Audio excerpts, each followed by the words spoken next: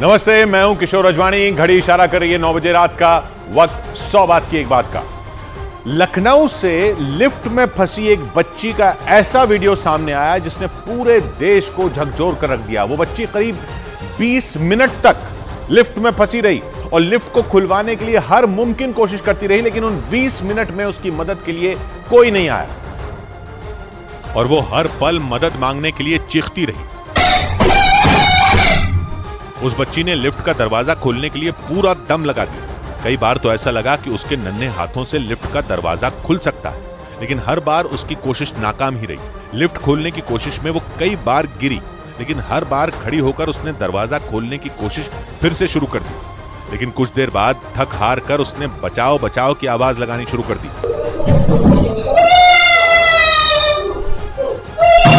बच्ची की चीखों में उसका डर, बेचैनी और छटपटाहट सिहरन पैदा करने वाली थी।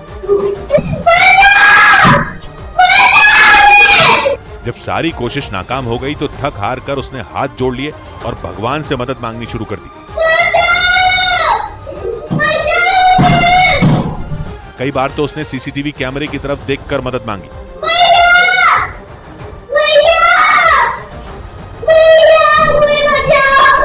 ये वीडियो लखनऊ के जनेश्वर एन्क्लेव अपार्टमेंट का बताया गया, जिसकी लिफ्ट में वो बच्ची अचानक फंस गई थी। उधर सिक्किम में आधी रात को बादल फटने से इतनी जबरदस्त बारिश हुई कि रातों रात वहां अचानक बाढ़ आ गई। सैलाब की चपेट में वहां तैनात सेना भी आ गई और उसके 23 जवान लापता हो गए, क्योंकि बेलगाम सैलाब अपने रास्ते में आने वाली हर चीज को मिट्टी में मिलाने पर आमादा दिखा। वो गया, दो बड़े थे, दोनों गए। सामने आई तस्वीरों में वो कच्चे मकानों को ऐसे तहस नहस करता नजर आया मानो वो कोई खिलौने हो। लेकिन सैलाब यहीं नहीं रुका। कच्चे मकानों पर जोर आजमाने के बाद वो बड़े मकानों को निगलने के लिए आगे बढ़ गया। 9-10 घर तो अभी नहीं दिख रहा है। भयानक बारिश की वजह से पानी सिक्किम के रिहायशी इलाकों में भी घुस गया। हालात इतने ज्यादा बिगड़ गए कि सिक्किम के मुख्यमंत्री प्रेम सिंह तामंग खुद वहां के इलाकों का हाल जानने पहुंचे। लेकिन बादल फटने से बर्बादी सिर्फ सिक्किम में ही नहीं आई, बल्कि उसके पड़ोसी राज्य पश्चिम बंगाल तक को कुदरत की मार सहनी पड़ी। वहां के दार्जिलिंग और कालिम्पोंग में भी बाढ़ जैसे हालात बन गए, क्योंकि वहां बहने वाली तीस्ता नदी एकदम बेकाबू हो गई। कालिम्पोंग में वो इतनी आग बबूला नजर आई कि उसने सिक्किम को पश्चिम बंगाल से जोड़ने वाले NH10 को ही तोड़ डाला, जिसका नतीजा ये हुआ कि सिक्किम और पश्चिम बंगाल का संपर्क ही टूट गया। इतना भयंकर अवस्था खोला का रात के 2 बजे से ऐसे पड़ा हुआ है, बैठा हुआ है आदमी। यानी उत्तरी सिक्किम में कुदरत ने अपना जो गुस्सा दिखाया उससे पश्चिम बंगाल तक कांप उठा।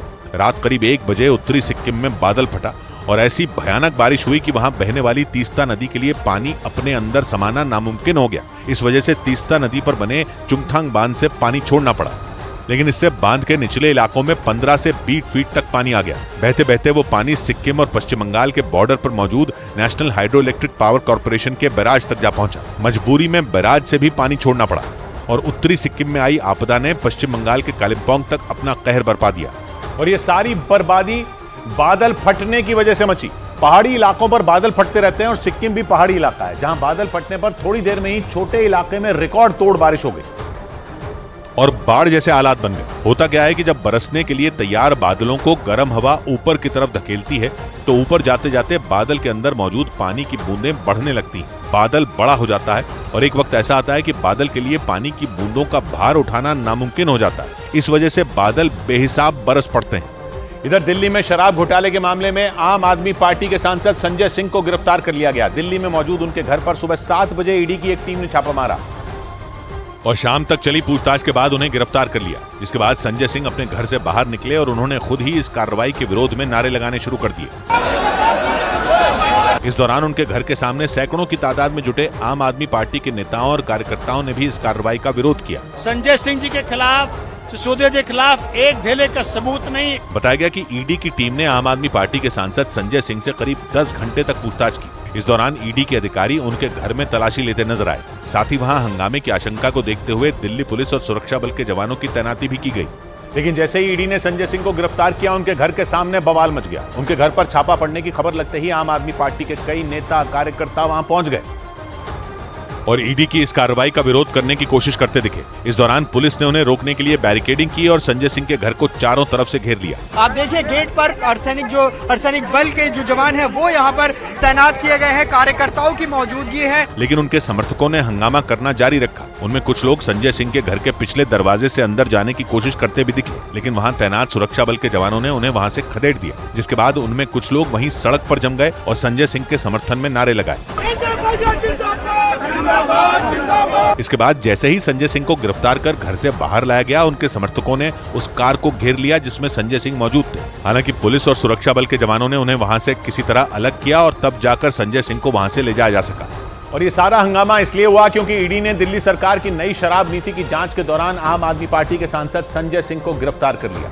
सूत्रों के मुताबिक इस मामले में सरकारी गवाह बन चुके आरोपी दिनेश अरोड़ा ने उनके खिलाफ बयान दिया और इसी बयान के आधार पर ईडी ने सांसद संजय सिंह का नाम चार्जशीट में शामिल किया। सूत्रों के मुताबिक दिनेश अरोड़ा ने ईडी को बताया कि सबसे पहले उसकी मुलाकात संजय सिंह से हुई थी। इसके बाद संजय सिंह ने ही एक कार्यक्रम के दौरान उनकी मुलाकात उस समय डिप्टी सीएम रहे मनीष सिसोदिया से करवाई और संजय सिंह के कहने पर ही आरोपी दिनेश अरोड़ा ने रेस्टोरेंट और बार मालिकों से 82 लाख रुपए इकट्ठा कर पार्टी फंड में दिए। सूत्रों के मुताबिक दिनेश अरोड़ा ने संजय सिंह की मदद से एक व्यापारी की दुकान को भी पीतमपुरा से ओखला में शिफ्ट कराया था। शराब नीति घोटाला केस में आरोपी दिनेश अरोड़ा ने ईडी को यह भी बताया कि उसने संजय सिंह के साथ केजरीवाल के आवास पर दिल्ली के मुख्यमंत्री अरविंद केजरीवाल से एक बार मुलाकात भी की थी। और आम आदमी पार्टी के सांसद संजय सिंह की गिरफ्तारी के बाद सियासी संग्राम छिड़ गया। जैसे ही ईडी ने संजय सिंह को गिरफ्तार किया, बीजेपी ने आम आदमी पार्टी पर हमले तेज कर दिए। पाप करने वाला, अपराध करने वाला चाहे कितना भी सयाना हो, उसको एक दिन उसकी सजा मिलती है। तरीके के उलझुल काम केंद्र सरकार केंद्रीय एजेंसियों से करा रही है। लेकिन इस बीच सुप्रीम कोर्ट ने दिल्ली के शराब घोटाला मामले में ईडी से मनीष सिसोदिया को आरोपी न बनाने पर भी सवाल किया। अदालत में दिल्ली के पूर्व उप मुख्यमंत्री मनीष सिसोदिया की जमानत अर्जी पर सुनवाई हुई और बहस के दौरान कोर्ट ने ईडी से सवाल किया क्योंकि जांच एजेंसी का आरोप था कि रिश्वत का पैसा राजनीतिक दल तक पहुंचा, जिस पर अदालत ने सिसोदिया की पार्टी को आरोपी न बनाने पर ईडी को अपना पक्ष रखने का निर्देश दे दिया। उधर इटली के सर्दिनिया से एक ऐसा डरावना वीडियो सामने आया जिसने पूरी दुनिया का ध्यान अपनी तरफ खींच लिया, क्योंकि इस वीडियो में शाहरुख खान के साथ स्वदेश फिल्म में नजर आई गायत्री जोशी की कार हादसे का शिकार होती नजर आई। ये घटना उस वक्त हुई जब वो अपने पति विकास ओबरॉय के साथ उस कार से जा रही थी और तभी उनकी कार वहां से गुजर रही एक दूसरी कार से जा टकराई और इसके बाद वो वहां मौजूद एक ट्रक में जा घुसी। इटली के सर्दिनिया से जो वीडियो सामने आया उसमें वो कार दूसरी कार से आगे निकलने की कोशिश करती नजर आई। जैसे ही वो उसके पास पहुंची, दूसरी कार का बैलेंस बिगड़ गया और वो वहां से गुजर रहे ट्रक से जा टकराई, जिसकी वजह से वो ट्रक पलट गया जबकि वो कार सड़क से उतरकर नीचे जा पहुंची। ये पूरी घटना पीछे चल रही एक कार में बैठे एक शख्स के कैमरे में रिकॉर्ड हो गई। इस सड़क हादसे में स्वदेश फिल्म में शाहरुख खान की हीरोइन रही गायत्री जोशी और उनके पति बाल बाल बच गए, लेकिन इस हादसे में दूसरी कार में सवार एक आदमी और उसकी पत्नी की मौत हो गई। इधर ऑनलाइन सट्टेबाजी ऐप महादेव से अब अभिनेता रणबीर कपूर का नाम भी जुड़ गया, जिसके बाद पूरे फिल्म जगत में खलबली मच गई क्योंकि ईडी ने जांच के लिए एक्टर रणबीर कपूर को समझ भेज दिए। ईडी ने उन्हें 6 अक्टूबर को पेशी के लिए बुलाया। सूत्रों के मुताबिक ईडी को शक है कि रणबीर कपूर ने महादेव ऐप को प्रमोट करने के लिए बहुत बड़ी रकम ली थी और ये पूरा पैसा उन्होंने कैश में लिया। सूत्रों के मुताबिक इसी बात की जांच के लिए रणबीर कपूर को समझ भेजे गए हैं, लेकिन फिल्म जगत से सिर्फ रणबीर कपूर एक अकेला ऐसा नाम नहीं है जो इस ऐप से जुड़ा रहा है। रणबीर कपूर के अलावा 12 से ज्यादा हिंदी फिल्मों और तमिल फिल्मों के एक्टर भी ईडी के रडार पर हैं, जिन्हें जल्द ईडी के समझ भेजे जा सकते हैं। इससे पहले जांच के दौरान ईडी ने दिल्ली और मुंबई में छापेमारी की थी। ये छापेमारी फिल्म के कलाकारों के मैनेजरों के यहाँ हुई थी, जहाँ से ईडी ने करीब 2.5 करोड़ रुपए जब्त करने का दावा किया था। उधर अमेरिका के फिलाडेल्फिया से खौफ से भर देने वाला एक ऐसा वीडियो सामने आया जिसकी चर्चा पूरी दुनिया में होने लगी, क्योंकि वहां एक आदमी एक कार पर हमला करता नजर आया, जिसकी वजह से आसपास के लोग दहशत में आ गए क्योंकि वो आदमी अपनी मोटरसाइकिल से उतरकर उस कार के ऊपर चढ़ गया। इसके बाद उसने उस कार पर हमला करना शुरू कर दिया, जिसकी वजह से उसका शीशा टूट गया। इस घटना से उस कार में बैठी एक महिला और बच्चे घबरा गए। इसी बीच वो महिला बाहर निकली और उस आदमी से बहस करने लगी। तभी उस आदमी ने उस पर हमला करने की कोशिश की और जब वो इसमें कामयाब नहीं हो पाया तो वो अपनी मोटरसाइकिल पर वहां से जाने लगा, तो उस महिला ने उसे धक्का देकर गिरा दिया। घटना की जानकारी मिलने के बाद फिलाडेल्फिया पुलिस ने आरोपी की तलाश शुरू कर दी। इस बीच अमेरिका के न्यूयॉर्क में एक सामाजिक कार्यकर्ता की उनकी गर्लफ्रेंड के सामने हत्या करने की खबर से पूरा अमेरिका कांप उठा। इस घटना का एक वीडियो भी सामने आया जिसमें वो अपनी गर्लफ्रेंड के साथ सड़क किनारे पैदल चलते दिखाई दिए और उसी वक्त एक हमलावर ने उन पर चाकू से हमला कर दिया। उन्होंने हमला कर रहे उस आदमी को धक्का भी दिया, लेकिन वो उन पर उनकी गर्लफ्रेंड के सामने लगातार हमला करता रहा, जिसके बाद वो बुरी तरह से घायल होकर जमीन पर गिर गए और वो आरोपी वहां से भाग गया। हालांकि आनन फानन में उन्हें अस्पताल में भर्ती कराया गया, लेकिन घाव गहरे होने की वजह से इलाज के दौरान उनकी मौत हो गई। न्यूयॉर्क में सरेआम सामाजिक कार्यकर्ता की मौत से शहर के लोग खौफ से भर गए। हालांकि इस घटना के बाद वहां की पुलिस आरोपी की तलाश में जुट गई। उधर अगले साल ओलंपिक्स की मेजबानी करने वाले फ्रांस में एक छोटे से कीड़े यानी खटमल ने वहां के प्रशासन की नींद उड़ा दी, क्योंकि वहां के metro station, airport, cinema hall जैसी कई जगहों पर खटमलों ने अपना कब्जा जमा लिया, जिसकी वजह से वहां के अधिकारियों को इमरजेंसी मीटिंग बुलानी पड़ गई। क्योंकि फ्रांस अगले साल ओलंपिक गेम्स की मेजबानी करने वाला है। ऐसे में सरकार के सामने बड़ी चुनौती खड़ी हो गई कि खून चूसने वाला ये कीड़ा विदेशी खिलाड़ियों को अपनी रडार पर ना ले ले। क्योंकि फ्रांस की राजधानी पेरिस में इन दिनों metro, airport, cinema hall, hotel, हर जगह खटमल ही खटमल फैले दिखाई दिए। समस्या इतनी गंभीर हो गई कि वहां महामारी फैलने का खतरा मंडराने लगा और बढ़ते खटमलों ने वहां की सरकार के कान खड़े कर दिए। यही वजह रही कि खटमलों से कैसे निपटा जाए, सरकार इसको लेकर लगातार बैठकें कर रही है। इधर बिहार के मुजफ्फरपुर में हत्या की एक ऐसी दिल दहला देने वाली घटना हुई जिसने पूरे शहर की नींद उड़ा दी। वहां एक महिला को सरेआम गोली मार दी गई। पुलिस को वारदात से जुड़े हैरान करने वाले कई वीडियो मिले और उनमें एक वीडियो में वो बदमाश संजीदा आमरीन नाम की उस महिला के सिर पर सटाकर गोली मारता दिखाई दिया, जिसके बाद वो महिला वहीं जमीन पर गिर पड़ी। मुजफ्फरपुर के चंदवारा अली मिर्जा रोड पर हुई इस वारदात से जुड़े कई सीसीटीवी वीडियो सामने आए। उनमें एक वीडियो में गोली मारने वाला वो बदमाश सिर पर हेलमेट पहने संजीदा का पीछा करता दिखाई दिया, जबकि मोटरसाइकिल सवार उसका एक साथी संजीदा आमरीन के आगे चलता दिखाई दिया। उसने कुछ दूरी पर जाकर अपनी मोटरसाइकिल रोक दी। तभी संजीदा का पीछा कर रहा बदमाश उनके करीब पहुंचा और उन्हें गोली मार दी। इसके बाद वो अपने मोटरसाइकिल सवार साथी के साथ वहां से फरार हो गया। सरेआम हुई इस वारदात के बाद इलाके में हड़कंप मच गया। पुलिस फोर्स के साथ अधिकारी भी घटनास्थल पर पहुंचे और बदमाशों की तलाश के लिए कई टीमों को लगाया गया। उधर अमेरिका के मिशिगन से एक ऐसी खबर सामने आई जिसने पूरे अमेरिका में खलबली मचा दी। ऐसा इसलिए क्योंकि मिशिगन की एक इमारत में भीषण आग लग गई, जो देखते ही देखते विकराल हो गई। आग की वजह से उस इमारत की छत कई जगह से ढह गई। जो तस्वीरें सामने आई उनमें आग की ऊंची ऊंची लपटें उठती दिखाई दी। वो पूरा इलाका आग से निकलने वाले काले धुएं से भर गया, जिसके बाद आसपास के लोगों का सांस लेना तक दूभर हो गया। बताया गया कि जिस इमारत में आग लगी वहां ज्यादातर बुजुर्ग लोग रहते थे, जिसमें 3 लोग आग की चपेट में आने की वजह से बुरी तरह झुलस गए, जिन्हें इलाज के लिए अस्पताल में भर्ती कराया गया। हालांकि वहां की रेस्क्यू टीम उस आग को बुझाने के लिए लगातार पानी की बौछार करती नजर आई, लेकिन आग इतनी भीषण थी कि उस पर काबू पाने में उन्हें काफी देर लगी। इस दौरान आग बुझाने में जुटे एक दमकल कर्मी और एक पुलिस अधिकारी को सांस लेने में दिक्कत होने लगी और उनकी हालत बिगड़ती देख उन्हें फौरन अस्पताल भेज दिया गया। इस बीच अमेरिका के न्यूयॉर्क में 9 साल की एक बच्ची का किडनैपर चिट्ठी के जरिए फिरौती मांगकर पुलिस के हत्थे चढ़ गया। वो फोन पर पैसे मांगता तो पुलिस उसका फोन टैप कर लेती, इसलिए अपहरण करने वाले उस आदमी ने पुलिस से बचने के लिए बच्ची के परिवार को फिरौती मांगती चिट्ठी भेजी, मगर इसमें उसने गलती कर दी। उसने चिट्ठी खुद अपने हाथ से लिख डाली और उस चिट्ठी पर मौजूद उसके फिंगरप्रिंट पुलिस के लिए अहम सुराग बन गए, जिनकी बदौलत न्यूयॉर्क की पुलिस ने 2 दिन के अंदर 9 साल की उस बच्ची को सुरक्षित ढूंढ निकाला। वो बच्ची बीते शनिवार को एक पार्क से गायब हो गई थी, जिसकी तलाश में न्यूयॉर्क की पुलिस से लेकर अमेरिका की जांच एजेंसी FBI तक लगी थी। इस बीच 46 साल का वो किडनैपर फिरौती मांगती चिट्ठी बच्ची के घर के बाहर छोड़ गया। पुलिस ने उस चिट्ठी की जांच शुरू की और उसे उस चिट्ठी से अपहरण करने वाले उस आदमी के फिंगरप्रिंट मिल गए। इसके बाद पुलिस ने अपने पास मौजूद अपराधियों का पूरा डेटाबेस खंगाला और किडनैपर के फिंगरप्रिंट पुलिस के डेटाबेस में मौजूद फिंगरप्रिंट से मैच हो गए।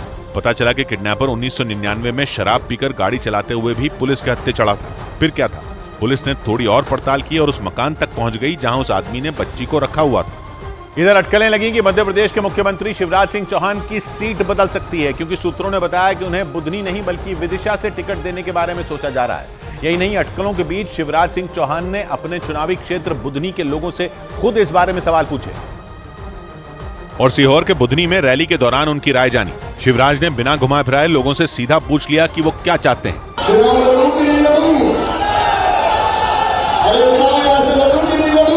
लोगों का जवाब सुनकर शिवराज मुस्कुराए और हाथ जोड़कर उनका अभिवादन किया, जिसके बाद उनसे चुनाव लड़ने पर सवाल पूछे गए। कोई घबराने की बात तो नहीं है ना भैया? सबको नमस्कार। सीहोर में शिवराज से ये बात तब हुई जब अटकलें लगी कि इस बार उनकी सीट बदल सकती है, क्योंकि सूत्र बता रहे हैं कि शिवराज सिंह चौहान इस बार विदिशा से चुनाव लड़ सकते हैं। इस सीट से 2018 में कांग्रेस के उम्मीदवार शशांक भार्गव ने बीजेपी के मुकेश टंडन को हराया था, जबकि 2013 में शिवराज सिंह चौहान कांग्रेस के शशांक भार्गव को हरा चुके हैं। क्योंकि 2013 में शिवराज बुधनी और विदिशा दोनों सीटों से चुनाव लड़े थे, लेकिन इस बार अटकलें लगी कि उन्हें विदिशा से टिकट मिल सकता है। जबकि सीहोर की बुधनी सीट पर शिवराज का 2006 से कब्जा है और वो इस सीट पर 2006, 2008, 2013 और 2018 में जीत हासिल कर चुके हैं। 2018 में तो बुधनी सीट पर शिवराज समेत 15 उम्मीदवार खड़े हुए थे और शिवराज सिंह चौहान ने कांग्रेस के अरुण सुभाष चंद्र को 58,000 से ज्यादा वोटों से हराया था। लेकिन सूत्र बता रहे हैं कि इस बार पार्टी शिवराज को केवल विदिशा से टिकट देने के मूड में है। कुछ दिन पहले सीहोर में हुए एक कार्यक्रम में तो वो भावुक भी हो गए थे।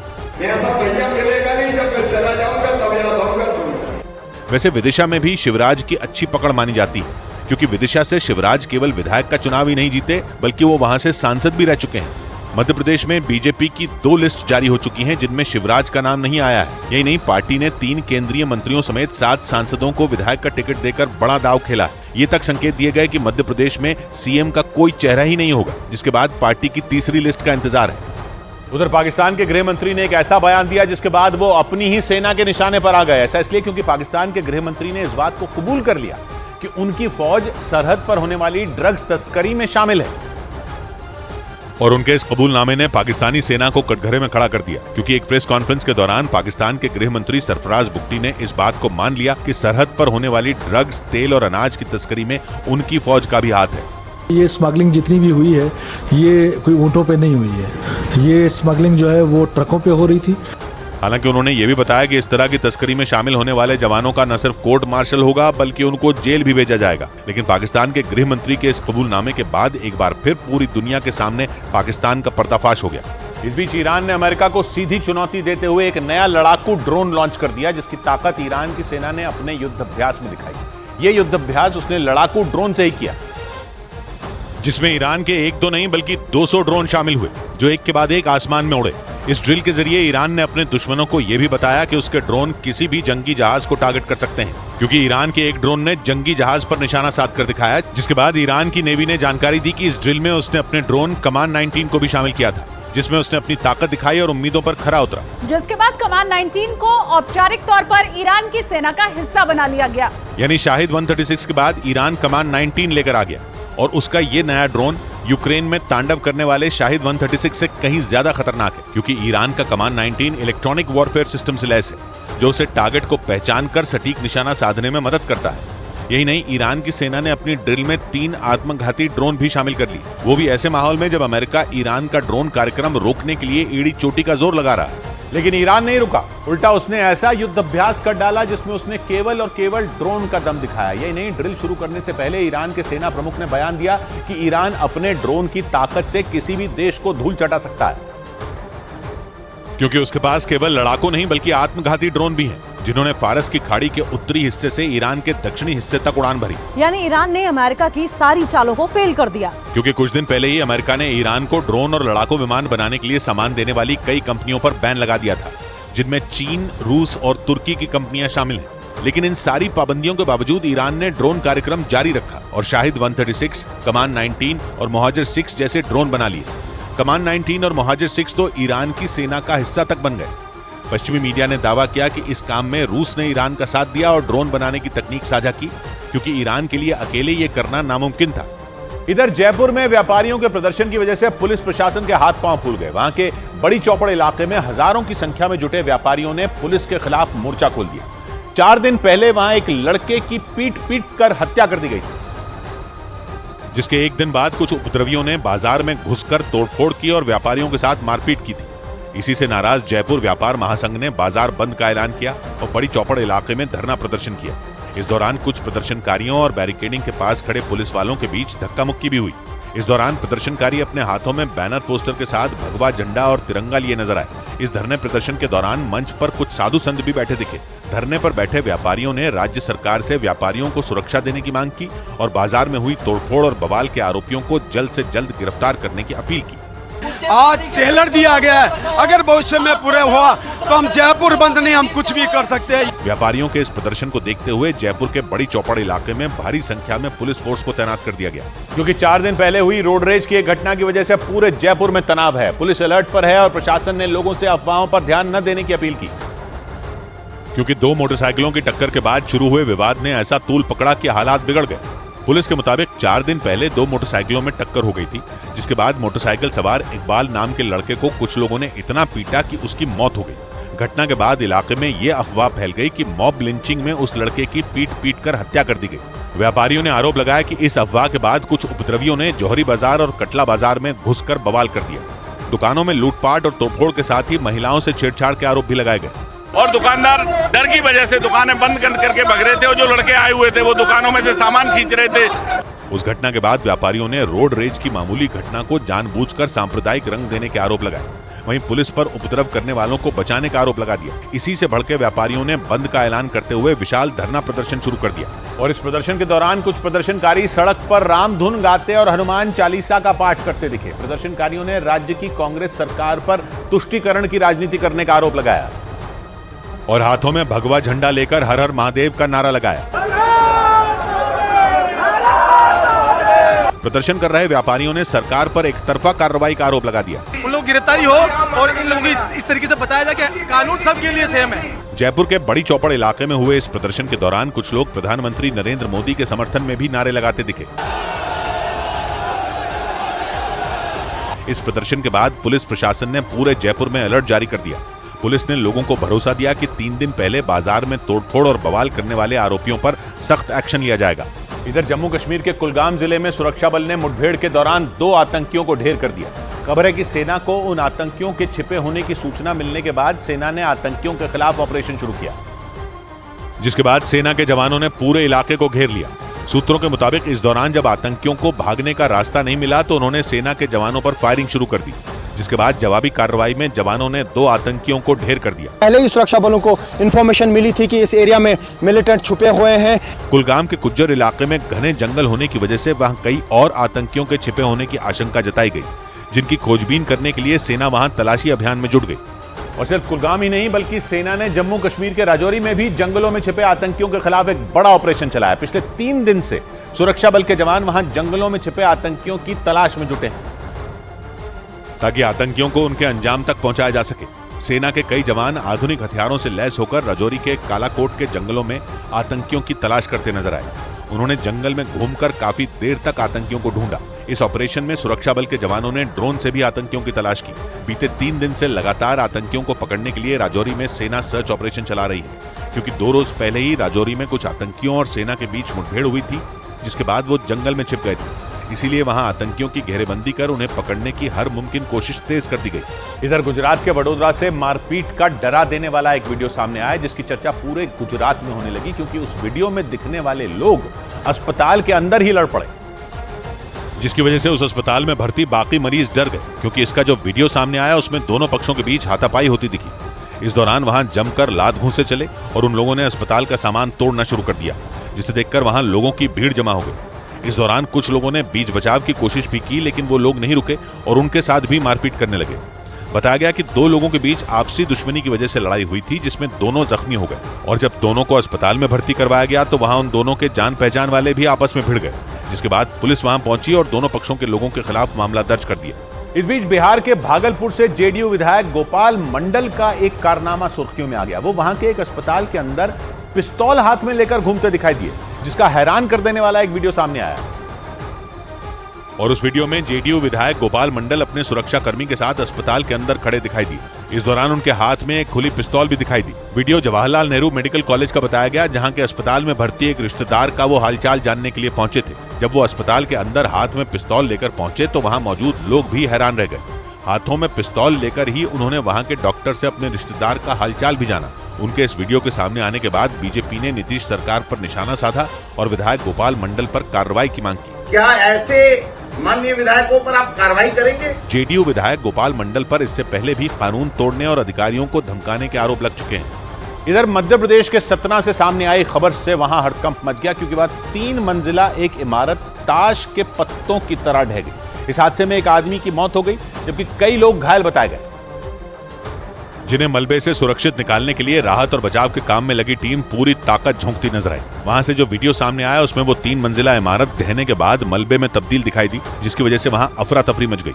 घटना की जानकारी मिलने के बाद प्रशासन ने वहां एनडीआरएफ और जिला प्रशासन की टीमें भेज दी, जिनके जवानों ने वहां रेस्क्यू ऑपरेशन चलाया। इस दौरान वहां जमा हुए मलबे को हटाने में मशीन की मदद ली गई। कई घंटों की कड़ी मशक्कत के बाद मलबे में दबे सभी घायलों को सुरक्षित निकाल लिया गया और हादसे में जान गंवाने वाले एक आदमी के शव को भी बरामद कर लिया गया। बताया गया कि वो इमारत इमारत काफी पुरानी और जर्जर हो चुकी थी, जिसकी मरम्मत का काम चल रहा था। लेकिन तभी अचानक वो 3 मंजिला इमारत ताश के पत्तों की तरह ढह गई। और मध्य प्रदेश के उज्जैन में नाबालिग के रेप के आरोपी के घर को प्रशासन ने बुलडोजर से गिरा दिया। उज्जैन में कुछ रोज पहले 12 साल की एक बच्ची के रेप के आरोप में उस ऑटो ड्राइवर को गिरफ्तार किया गया था और उस आरोपी ऑटो ड्राइवर के घर को नगर निगम ने पुलिस बल की मौजूदगी में ढहा दिया। नगर निगम के मुताबिक आरोपी का परिवार 20 साल से सरकारी जमीन पर कब्जा करके बैठा था। इस बीच गुजरात के सूरत में फर्जी डिप्टी कलेक्टर बनकर लोगों को ठगने वाली एक आरोपी को पुलिस ने पकड़ लिया। पुलिस के मुताबिक उस आरोपी पर डिप्टी कलेक्टर बनकर मांडवी के एक किसान के साथ धोखाधड़ी का आरोप लगा, जिसके बाद आरोपी महिला नेहा पटेल के खिलाफ मांडवी पुलिस स्टेशन में 22,28,000 रुपए की धोखाधड़ी का केस दर्ज कर लिया गया। बाद में पुलिस ने कार्रवाई करते हुए आरोपी को हिरासत में ले लिया।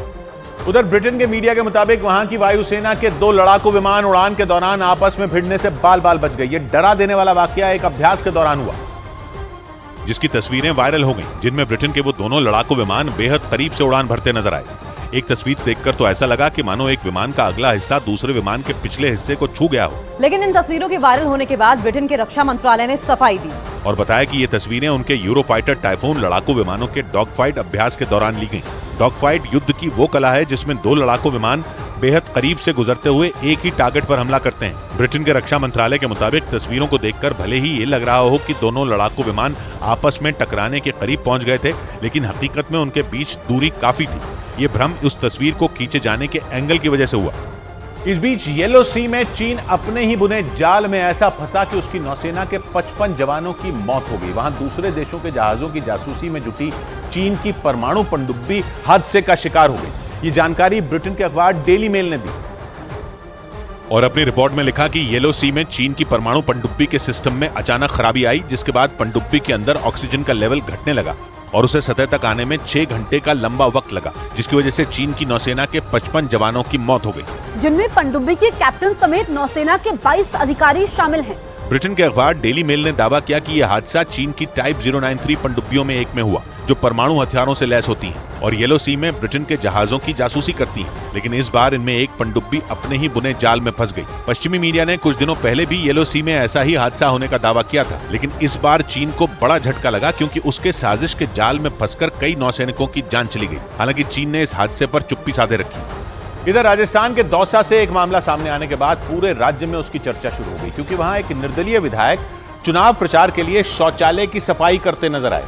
दौसा की महवा सीट के विधायक ओम प्रकाश हुड्डा चुनाव प्रचार करने एक सरकारी अस्पताल पहुंचे थे, जिन्होंने वहां लगे गंदगी के अंबार को देखने के बाद खुद ही अस्पताल के एक शौचालय में सफाई करनी शुरू कर दी। इस दौरान हाथ में एक ब्रश लिए ओम प्रकाश हुड्डा टॉयलेट सीट और दीवारों पर लगी टाइल्स की सफाई करते नजर आए। इसके बाद उन्होंने अस्पताल के कर्मचारियों को साफ सफाई पर ध्यान देने की सलाह भी दी। हर जगह को साफ रखना हमारी जिम्मेदारी है। इससे एक दिन पहले उनका एक और वीडियो सामने आया था, जिसमें वो कुछ बुजुर्गों के जूते पॉलिश करते दिखाई दिए थे और अब एक दिन बाद वो दौसा के उस सरकारी अस्पताल में सफाई करते नजर आए, जिसका वीडियो सोशल मीडिया पर वायरल हो गया। उधर धोखाधड़ी के केस में अदालत का चक्कर लगा रहे अमेरिका के पूर्व राष्ट्रपति डोनाल्ड ट्रंप पर एक और मुसीबत आ गई, क्योंकि न्यूयॉर्क की अदालत के एक कर्मचारी के अपमान के आरोप में उनके बिजनेस पर कुछ प्रतिबंध लगा दिए गए। यह आदेश आर्थर एंगरॉन ने सुनाया, यानी उस जज ने जिस पर ट्रंप ने एक दिन पहले ही पक्षपात करने का आरोप लगाया था। और अगले ही दिन न्यूयॉर्क की अदालत के जज आर्थर एंगरॉन के आदेश ने ट्रंप की मुसीबत बढ़ा दी, क्योंकि ट्रंप पर न्यूयॉर्क की अदालत के एक कर्मचारी पर आपत्तिजनक टिप्पणी करने का आरोप लगा। यही नहीं, उन पर उस कर्मचारी की एक सार्वजनिक कार्यक्रम की तस्वीर शेयर करने का भी आरोप लगा, जिसके बाद जज एंगरॉन ने ट्रंप के बिजनेस पर सीमित प्रतिबंध लगाने का आदेश दे दिया।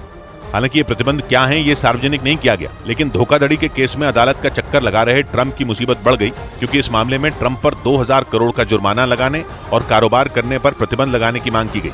इस बीच सोशल मीडिया पर बीफ खाने का एक वीडियो पोस्ट होने के बाद नेपाल का शहर नेपालगंज सुलग उठा। नेपाल का यह शहर उत्तर प्रदेश के बहराइच जिले की सीमा के काफी करीब है, जहां एक वीडियो की वजह से 2 समुदायों के लोग एक दूसरे से उलझ पड़े और वहां सड़कों पर हिंसा फैल गई। एक रोज पहले बीफ खाने का वीडियो वायरल होने के बाद एक समुदाय के लोगों ने प्रदर्शन किया, जिसके विरोध में दूसरे समुदाय के लोगों ने रैली निकाली। आरोप लगाया गया कि इस रैली के दौरान दूसरे समुदाय के लोगों ने पत्थरबाजी की, जिसकी वजह से वहां हालात बिगड़ गए और गुस्साए लोगों ने सड़क पर टायर रखकर जला दिए।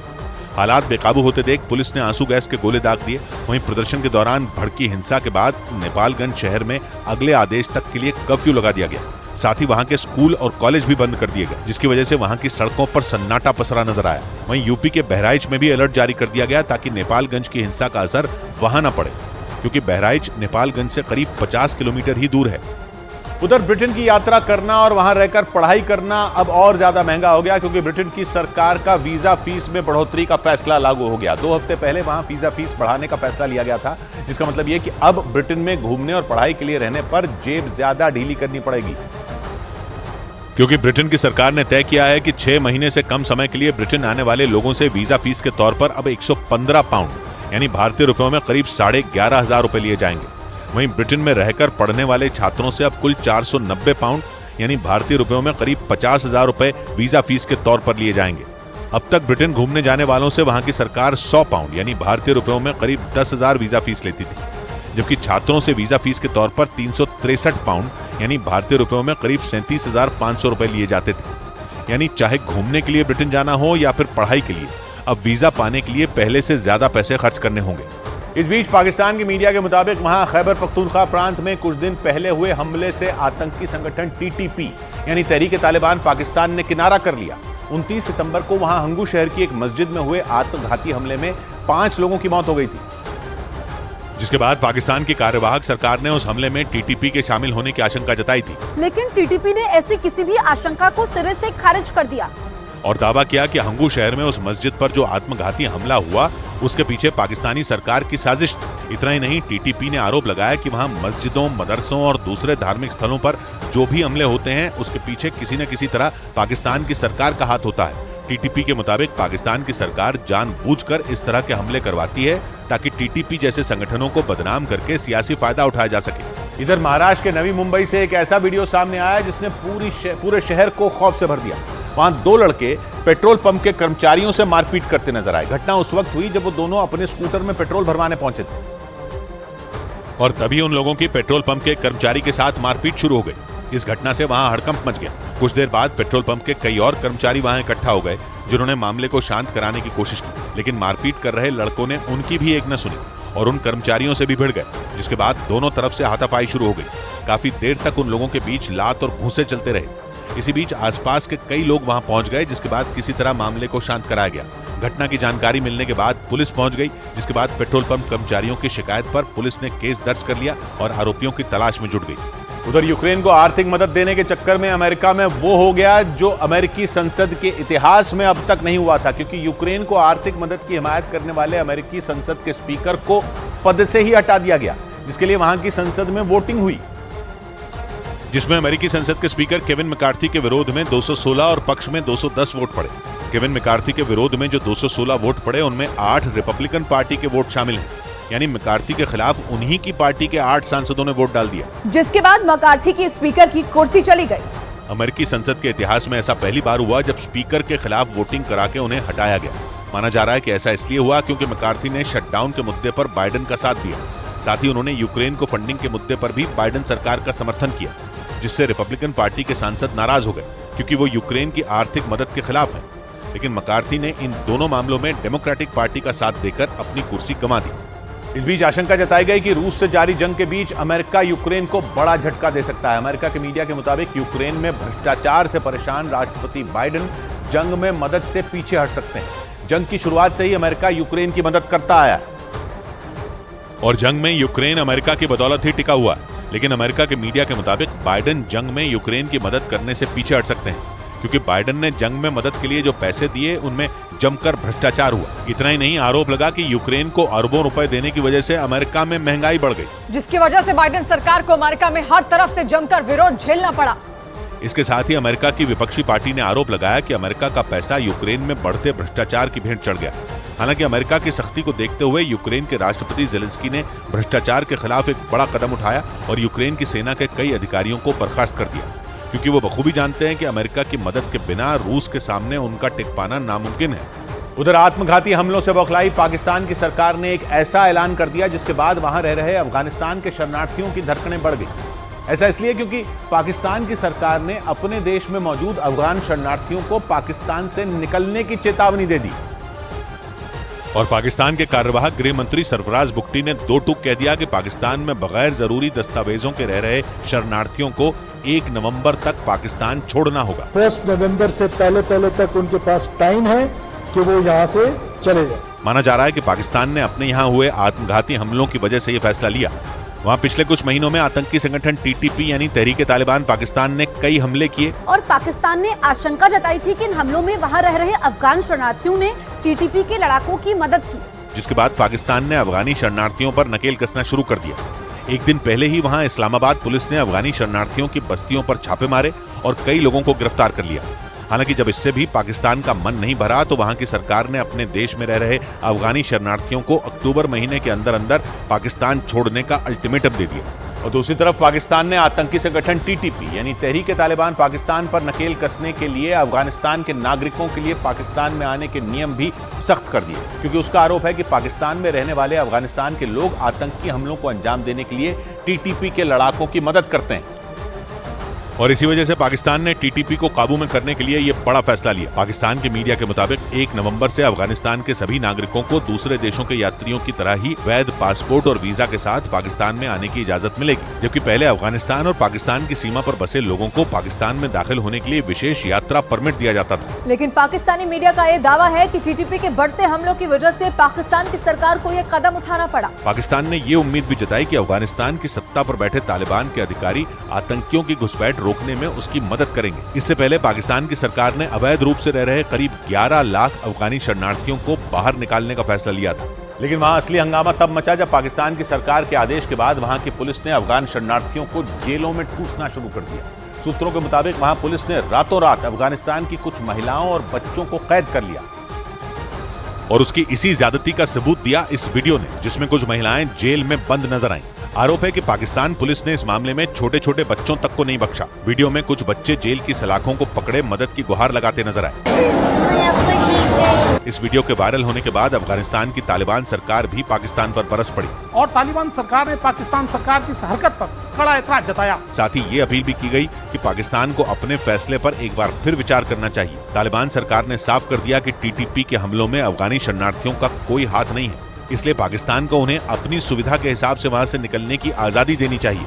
और इसके बाद अफगानिस्तान के शरणार्थियों के मुद्दे पर तालिबान ने पाकिस्तान को अपने तेवर दिखा दिए। तालिबान सरकार के प्रवक्ता ने पाकिस्तान के फैसले पर हैरानी जताते हुए पाकिस्तान को बड़ी धमकी दे डाली और साफ कह दिया कि पाकिस्तान को इसकी कीमत चुकानी पड़ेगी। पाकिस्तान ने जैसे ही अफगानिस्तान के शरणार्थियों को देश छोड़ने का आदेश जारी किया, तालिबान उस पर भड़क गए। एक रोज पहले पाकिस्तान की सरकार ने अफगानिस्तान के शरणार्थियों को 1 नवंबर तक देश छोड़ने का अल्टीमेटम दिया। पाकिस्तान ने आरोप लगाया कि उसके देश में रहने वाले अफगानिस्तान के लोग आतंकी हमलों को अंजाम देने के लिए टीटीपी यानी तहरीक तालिबान पाकिस्तान की मदद करते हैं, इसीलिए पाकिस्तान ने यह सख्ती बरतने का फैसला लिया। लेकिन पाकिस्तान के इस फैसले पर तालिबान आग बबूला हो गए। तालिबान सरकार के प्रवक्ता ने कह दिया कि पाकिस्तान का यह फैसला उन्हें बिल्कुल मंजूर नहीं। उधर दक्षिण अमेरिकी देश कोलंबिया में ट्रेनिंग के दौरान हुए एक विमान हादसे की खबर ने वहां हड़कंप मचा दिया। इस हादसे में उस विमान के पायलट की मौत हो गई, जबकि उसमें सवार एक छात्र गंभीर रूप से घायल बताया गया। और इस हादसे के बाद वहां से जो वीडियो सामने आया उसमें वो विमान आग की लपटों में घिरा दिखा। देखते ही देखते वो धू कर जलने लगा और चारों तरफ काले धुएं का गुबार छा गया। बताया गया कि ट्रेनिंग के दौरान वो विमान कोलंबिया के कली शहर में एक भीड़ भाड़ वाले पार्क में आकर गिर गया, जिसके बाद वहां हड़कंप मच गया। इस दौरान वहां मौजूद लोग आग में फंसे उस पायलट को बचाने की कोशिश भी करते दिखे, जबकि सूचना मिलने पर पहुंची फायर ब्रिगेड की टीम आग पर काबू पाने के लिए पानी का छिड़काव करती नजर आई। हालांकि इस हादसे में विमान के पायलट की मौत हो गई, जबकि उसमें सवार उस छात्र को एम्बुलेंस की मदद से अस्पताल पहुंचाया गया। इस बीच भारत ने एशियन गेम्स में अपना ही रिकॉर्ड तोड़कर इतिहास रच दिया। भारत ने 81 मेडल जीतकर अपना पुराना रिकॉर्ड तोड़ डाला। 2018 में एशियन गेम्स में भारत ने 70 मेडल जीते थे, लेकिन इस बार भारत के मेडलों की गिनती बढ़कर 81 हो गई, जो आगे और भी बढ़ सकती है। भारत ने एशियन गेम्स में 11वें दिन दमदार प्रदर्शन करते हुए कुल 12 मेडल जीते। भारत ने अलग अलग इवेंट में 3 गोल्ड, 5 सिल्वर और 4 ब्रॉन्ज मेडल जीते, जिससे एशियन गेम्स में भारत के पदकों की संख्या बढ़कर 81 हो गई, जिनमें 18 गोल्ड, 31 सिल्वर और 32 ब्रॉन्ज मेडल शामिल हैं। और इनमें 2 मेडल तो अकेले जैवलिन थ्रो में ही आ गए। जैवलिन थ्रो के एक ही इवेंट में भारत ने गोल्ड और सिल्वर मेडल जीतकर इतिहास रच दिया। भारत की इस जीत पर प्रधानमंत्री नरेंद्र मोदी ने ट्वीट कर बधाई दी। और ये एशियन गेम्स के इतिहास में पहली बार है जब जैवलिन थ्रो के एक ही इवेंट में भारत ने पहले और दूसरे स्थान पर कब्जा जमाया। भारत के नीरज चोपड़ा ने जहां गोल्ड मेडल जीता, तो इसी इवेंट में किशोर जेना ने सिल्वर मेडल हासिल किया। नीरज चोपड़ा ने इससे पहले 2018 के एशियन गेम्स में भी गोल्ड मेडल जीता था। और सिर्फ जैवलिन थ्रो ही नहीं, बल्कि कंपाउंड तीरंदाजी के मिक्स टीम इवेंट में भी भारतीय टीम ने गोल्ड मेडल जीतकर तिरंगे की शान बढ़ाई।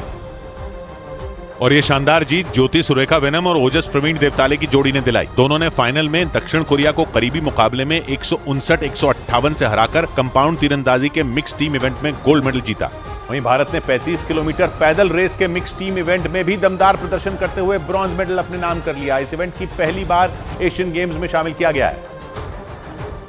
लेकिन पहली बार में ही मंजू रानी और रामबाबू की जोड़ी ने पैदल रेस के मिक्स टीम इवेंट में देश को ब्रॉन्ज मेडल दिला दिया। इस इवेंट में चीन को गोल्ड और जापान को सिल्वर मेडल हासिल हुआ। लेकिन इस बीच भारतीय महिला मुक्केबाज लवलीना बोरगोहेन गोल्ड मेडल से चूक गई। उन्हें मुक्केबाजी के 75 किलो वर्ग के फाइनल मुकाबले में चीन की खिलाड़ी से शिकस्त का सामना करना पड़ा, जिसकी वजह से उन्हें सिल्वर मेडल से ही संतोष करना पड़ा। एक रोज पहले मुक्केबाज लवलीना बोरगोहेन ने थाईलैंड की खिलाड़ी को हराकर फाइनल में जगह बनाई थी। जी जरूर इस बार कोशिश रहेगा कि मैं अपने मेडल का कलर चेंज करूं। हालांकि फाइनल में पहुंचने की वजह से उन्हें फ्रांस की राजधानी पेरिस में अगले साल होने वाले ओलंपिक्स का टिकट भी मिल गया। लेकिन दूसरी तरफ हॉकी के फाइनल मुकाबले में पहुंचते ही भारत एक और गोल्ड मेडल के करीब पहुंच गया। एशियन गेम्स में पुरुष हॉकी के सेमीफाइनल मुकाबले में भारत ने दक्षिण कोरिया को हरा दिया और भारत ने यह मैच 5-3 से जीत लिया, जिसके बाद भारत एक और गोल्ड मेडल जीतने के करीब पहुंच गया। भारतीय हॉकी टीम एशियन गेम्स में 9 साल के बाद फाइनल में पहुंची है, जहां शुक्रवार को उसका मुकाबला चीन और जापान के मैच में जीतने वाली टीम से होगा। इस बीच भारतीय महिला कबड्डी टीम ने भी शानदार प्रदर्शन करते हुए सेमीफाइनल में जगह बना ली। एशियन गेम्स में भारतीय महिला कबड्डी टीम ने थाईलैंड की टीम को बड़े अंतर से हरा दिया, जिसके बाद भारतीय महिला कबड्डी टीम सेमीफाइनल में पहुंच गई। भारतीय टीम ने इस मैच में थाईलैंड को 54-22 के बड़े अंतर से हरा दिया। वहीं पुरुषों की 5000 मीटर दौड़ में भारत के अविनाश साबले ने शानदार प्रदर्शन करते हुए सिल्वर मेडल हासिल कर लिया। 3 दिन पहले पुरुषों की स्टीपल चेज दौड़ में अविनाश साबले ने गोल्ड मेडल जीता था और इस तरह उन्होंने एशियन गेम्स में डबल धमाका कर दिया। अविनाश साबले महज 4 सेकंड की वजह से गोल्ड मेडल से चूक गए, नहीं तो वो ऐसा करके इतिहास रच देते। अविनाश साबले को बहरीन के खिलाड़ी से हार का सामना करना पड़ा। इस बीच भारत एक और गोल्ड मेडल के करीब पहुंच गया। भारत के सौरभ घोषाल ने पुरुषों के स्क्वैश सिंगल्स इवेंट में हांगकांग के खिलाड़ी को हराकर फाइनल में जगह बना ली और सेमीफाइनल मैच में उन्होंने हांगकांग के खिलाड़ी को बड़े अंतर से हरा दिया। उनका फाइनल मुकाबला दोपहर को मलेशिया के खिलाड़ी से होगा, जहां अगर वो जीतते हैं तो भारत को एक और गोल्ड मेडल मिल सकता है। और एशियन गेम्स के 87 किलो वर्ग पुरुष कुश्ती इवेंट में भारत ने ब्रॉन्ज मेडल हासिल कर लिया। इस इवेंट में 13 साल बाद भारत को पदक मिला और इस इवेंट में सुनील कुमार ने किर्गिस्तान के पहलवान को हराकर देश को ब्रॉन्ज मेडल दिलाया। भारतीय पहलवान सुनील कुमार ने आखिर के कुछ सेकंड में 2-1 से यह मुकाबला जीत लिया। इससे पहले 2010 के एशियन गेम्स के 87 किलो वर्ग पुरुष कुश्ती इवेंट में भारत को मेडल मिला था। उधर अमेरिका ने चीन को एक और बड़ा झटका दे दिया। अमेरिका ने ड्रग्स तस्करी के लिए जिम्मेदार बताकर चीन की कई कंपनियों पर बैन लगा दिया और ये दावा किया कि फेंटेनिल नाम की नशीली दवा बनाने में जिस केमिकल का इस्तेमाल किया जाता है वो चीन की कंपनियों में ही तैयार होता है। एक रिपोर्ट के मुताबिक अमेरिका में पिछले कुछ सालों में फेंटेनिल ड्रग से हजारों युवाओं की मौत हो गई और अमेरिका में बड़ी संख्या में युवा इस ड्रग के आदी भी हो रहे हैं। और यही वजह है कि अमेरिका ने चीन की 25 कंपनियों पर बैन लगा दिया। अमेरिका ने दावा किया कि चीन की ये कंपनियां बड़ी मात्रा में फेंटेनिल और एमडीएमए जैसे ड्रग्स बनाने और बेचने के लिए जिम्मेदार हैं। इसके साथ ही अमेरिका ने चीन के 2 नागरिकों पर भी प्रतिबंध लगा दिए, जिन पर दवा कंपनियों की आड़ में ड्रग्स के लिए केमिकल बनाने वाली कंपनियों को स्थापित करने का आरोप लगाया गया। इस बीच दक्षिण अमेरिकी देश मेक्सिको से एक ऐसा वीडियो सामने आया जिसे देखकर लोग हैरत में आ गए। उस वीडियो में 2 लुटेरे तेज रफ्तार से एक मोटरसाइकिल पर जाते दिखे और तभी एक पुलिसकर्मी से उनकी जोरदार टक्कर हो गई, क्योंकि वो दोनों चोर एक बड़ी लूट को अंजाम देकर वहां से भागने की कोशिश कर रहे थे। इसी दौरान वो दोनों अपनी मोटरसाइकिल लेकर एक भीड़ भाड़ वाले इलाके में घुस गए, जहां उनकी तेज रफ्तार उनके लिए मुसीबत बन गई, क्योंकि जैसे ही उन्होंने तेज रफ्तार में भागने की कोशिश की वो पुलिसकर्मी उनकी मोटरसाइकिल के सामने कूद गई और फिर दोनों के बीच जोरदार टक्कर हो गई। इसके बाद जो हुआ, ब्रेक के बाद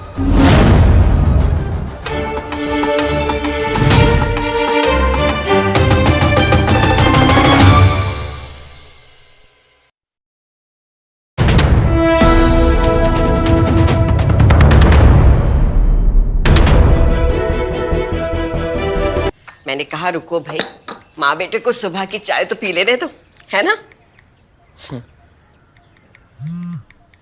अरे माँ, आप मुझे फोन कर रही हो? तो और क्या करूं? चाय। प्यार से चाय बनाते, प्यार से रिश्ते निभाते। वाघ बकरी चाय हमेशा रिश्ते बनाए। ये नया इंडिया, नए नजरिए का इंडिया, जहां लोगों का नंबर 1 भरोसा बनता है वो जो उनके मुद्दे, उनकी आवाज निडर होकर उठाता है, लोगों की नंबर 1 पसंद बनता है वो, जो सिर्फ रफ्तार नहीं जिम्मेदारी पर भी विश्वास रखता है। देश का नंबर 1 न्यूज चैनल बनता है वो, जो देश हित और जनहित दोनों को सर्वोपरि समझता है। न्यूज़ 18 इंडिया, नए इंडिया का नया नंबर 1 न्यूज चैनल। क्या खुशबू आ रही है। ऑफिस के बाहर तुम्हारी ये वाली चाय 200 रुपए में बिकेगी, पता है? मैं ये वाली चाय सबके लिए नहीं बनाती। प्यार से चाय बनाते, प्यार से रिश्ते निभाते। वाघ बकरी चाय हमेशा रिश्ते बनाए।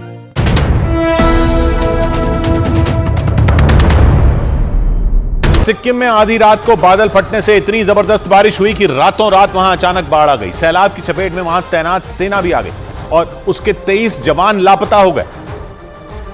क्योंकि बेलगाम सैलाब अपने रास्ते में आने वाली हर चीज को मिट्टी में मिलाने पर आमादा दिखा। वो गया, 2 ब्रेक में दोनों गए। सामने आई तस्वीरों में वो कच्चे मकानों को ऐसे तहस नहस करता नजर आया मानो वो कोई खिलौने हो। लेकिन सैलाब यहीं नहीं रुका। कच्चे मकानों पर जोर आजमाने के बाद वो बड़े मकानों को निगलने के लिए आगे बढ़ गया। 9-10 घर तो अभी नहीं दिख रहा है। भयानक बारिश की वजह से पानी सिक्किम के रिहायशी इलाकों में भी घुस गया। हालात इतने ज्यादा बिगड़ गए कि सिक्किम के मुख्यमंत्री प्रेम सिंह तामंग खुद वहां के इलाकों का हाल जानने पहुंचे। लेकिन बादल फटने से बर्बादी सिर्फ सिक्किम में ही नहीं आई, बल्कि उसके पड़ोसी राज्य पश्चिम बंगाल तक को कुदरत की मार सहनी पड़ी। वहां के दार्जिलिंग और कालिम्पोंग में भी बाढ़ जैसे हालात बन गए, क्योंकि वहां बहने वाली तीस्ता नदी एकदम बेकाबू हो गई। कालिम्पोंग में वो इतनी आग बबूला नजर आई कि उसने सिक्किम को पश्चिम बंगाल से जोड़ने वाले NH10 को ही तोड़ डाला, जिसका नतीजा ये हुआ कि सिक्किम और पश्चिम बंगाल का संपर्क ही टूट गया। इतना भयंकर अवस्था खोला का रात के 2 बजे से ऐसे पड़ा हुआ है, बैठा हुआ है आदमी। यानी उत्तरी सिक्किम में कुदरत ने अपना जो गुस्सा दिखाया उससे पश्चिम बंगाल तक कांप उठा। रात करीब 1 बजे उत्तरी सिक्किम में बादल फटा और ऐसी भयानक बारिश हुई कि वहां बहने वाली तीस्ता नदी के लिए पानी अपने अंदर समाना नामुमकिन हो गया। इस वजह से तीस्ता नदी पर बने चुंगथांग बांध से पानी छोड़ना पड़ा। लेकिन इससे बांध के निचले इलाकों में 15 से 20 फीट तक पानी आ गया। बहते बहते वो पानी सिक्किम और पश्चिम बंगाल के बॉर्डर पर मौजूद national hydro electric power corporation के बैराज तक जा पहुंचा। मजबूरी में बैराज से भी पानी छोड़ना पड़ा और उत्तरी सिक्किम में आई आपदा ने पश्चिम बंगाल के कालिम्पोंग तक अपना कहर बरपा दिया। और ये सारी बर्बादी बादल फटने की वजह से मची। पहाड़ी इलाकों पर बादल फटते रहते हैं और सिक्किम भी पहाड़ी इलाका है, जहां बादल फटने पर थोड़ी देर में ही छोटे इलाके में रिकॉर्ड तोड़ बारिश हो गई और बाढ़ जैसे हालात बन गए। होता क्या है कि जब बरसने के लिए तैयार बादलों को गर्म हवा ऊपर की तरफ धकेलती है तो ऊपर जाते जाते बादल के अंदर मौजूद पानी की बूंदें बढ़ने लगती हैं। बादल बड़ा हो जाता है और एक वक्त ऐसा आता है कि बादल के लिए पानी की बूंदों का भार उठाना नामुमकिन हो जाता है। इस वजह से बादल बेहिसाब बरस पड़ते हैं। इधर दिल्ली में शराब घोटाले के मामले में आम आदमी पार्टी के सांसद संजय सिंह को गिरफ्तार कर लिया गया। दिल्ली में मौजूद उनके घर पर सुबह 7 बजे ईडी की एक टीम ने छापा मारा और शाम तक चली पूछताछ के बाद उन्हें गिरफ्तार कर लिया। जिसके बाद संजय सिंह अपने घर से बाहर निकले और उन्होंने खुद ही इस कार्रवाई के विरोध में नारे लगाने शुरू कर दिए। इस दौरान उनके घर के सामने सैकड़ों की तादाद में जुटे आम आदमी पार्टी के नेताओं और कार्यकर्ताओं ने भी इस कार्रवाई का विरोध किया। संजय सिंह जी के खिलाफ, सिसोदिया के खिलाफ एक धेले का सबूत नहीं। बताया गया कि ईडी की टीम ने आम आदमी पार्टी के सांसद संजय सिंह से करीब 10 घंटे तक पूछताछ की। इस दौरान ईडी के अधिकारी उनके घर में तलाशी लेते नजर आए। साथ ही वहां हंगामे की आशंका को देखते हुए दिल्ली पुलिस और सुरक्षा बल के जवानों की तैनाती भी की गई। लेकिन जैसे ही ईडी ने संजय सिंह को गिरफ्तार किया, उनके घर के सामने बवाल मच गया। उनके घर पर छापा पड़ने की खबर लगते ही आम आदमी पार्टी के कई नेता कार्यकर्ता वहां पहुंच गए और ईडी की इस कार्रवाई का विरोध करने की कोशिश करते दिखे। इस दौरान पुलिस ने उन्हें रोकने के लिए बैरिकेडिंग की और संजय सिंह के घर को चारों तरफ से घेर लिया। आप देखिए गेट पर अर्धसैनिक बल के जो जवान हैं वो यहाँ पर तैनात किए गए हैं, कार्यकर्ताओं की मौजूदगी है। लेकिन उनके समर्थकों ने हंगामा करना जारी रखा। उनमें कुछ लोग संजय सिंह के घर के पिछले दरवाजे से अंदर जाने की कोशिश करते भी दिखे, लेकिन वहां तैनात सुरक्षा बल के जवानों ने उन्हें वहां से खदेड़ दिया। जिसके बाद उनमें कुछ लोग वहीं सड़क पर जम गए और संजय सिंह के समर्थन में नारे लगाए। इसके बाद जैसे ही संजय सिंह को गिरफ्तार कर घर से बाहर लाया गया, उनके समर्थकों ने उस कार को घेर लिया जिसमें संजय सिंह मौजूद थे। हालांकि पुलिस और सुरक्षा बल के जवानों ने उन्हें वहां से किसी तरह अलग किया और तब जाकर संजय सिंह को वहां से ले जाया जा सका।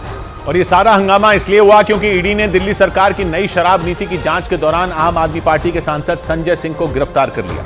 सूत्रों के मुताबिक इस मामले में सरकारी गवाह बन चुके आरोपी दिनेश अरोड़ा ने उनके खिलाफ बयान दिया और इसी बयान के आधार पर ईडी ने सांसद संजय सिंह का नाम चार्जशीट में शामिल किया। सूत्रों के मुताबिक दिनेश अरोड़ा ने ईडी को बताया कि सबसे पहले उसकी मुलाकात संजय सिंह से हुई थी। इसके बाद संजय सिंह ने ही एक कार्यक्रम के दौरान उनकी मुलाकात उस समय डिप्टी सीएम रहे मनीष सिसोदिया से करवाई और संजय सिंह के कहने पर ही आरोपी दिनेश अरोड़ा ने रेस्टोरेंट और बार मालिकों से 82 लाख रुपए इकट्ठा कर पार्टी फंड में दिए।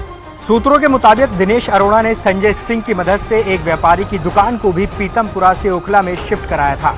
शराब नीति घोटाला केस में आरोपी दिनेश अरोड़ा ने ईडी को यह भी बताया कि उसने संजय सिंह के साथ केजरीवाल के आवास पर दिल्ली के मुख्यमंत्री अरविंद केजरीवाल से एक बार मुलाकात भी की थी। और आम आदमी पार्टी के सांसद संजय सिंह की गिरफ्तारी के बाद सियासी संग्राम छिड़ गया। जैसे ही ईडी ने संजय सिंह को गिरफ्तार किया, बीजेपी ने आम आदमी पार्टी पर हमले तेज कर दिए। पाप करने वाला, अपराध करने वाला चाहे कितना भी सयाना हो, उसको एक दिन उसकी सजा मिलती है। तरीके के उलझुल काम केंद्र सरकार केंद्रीय एजेंसियों से करा रही है। लेकिन इस बीच सुप्रीम कोर्ट ने दिल्ली के शराब घोटाला मामले में ईडी से मनीष सिसोदिया को आरोपी न बनाने पर भी सवाल किया। अदालत में दिल्ली के पूर्व उप मुख्यमंत्री मनीष सिसोदिया की जमानत अर्जी पर सुनवाई हुई और बहस के दौरान कोर्ट ने ईडी से सवाल किया क्योंकि जांच एजेंसी का आरोप था कि रिश्वत का पैसा राजनीतिक दल तक पहुंचा, जिस पर अदालत ने सिसोदिया की पार्टी को आरोपी न बनाने पर ईडी को अपना पक्ष रखने का निर्देश दे दिया। इधर ऑनलाइन सट्टेबाजी ऐप महादेव से अब अभिनेता रणबीर कपूर का नाम भी जुड़ गया, जिसके बाद पूरे फिल्म जगत में खलबली मच गई क्योंकि ईडी ने जांच के लिए एक्टर रणबीर कपूर को समझ भेज दिए। ईडी ने उन्हें 6 अक्टूबर को पेशी के लिए बुलाया। सूत्रों के मुताबिक ईडी को शक है कि रणबीर कपूर ने महादेव ऐप को प्रमोट करने के लिए बहुत बड़ी रकम ली थी और ये पूरा पैसा उन्होंने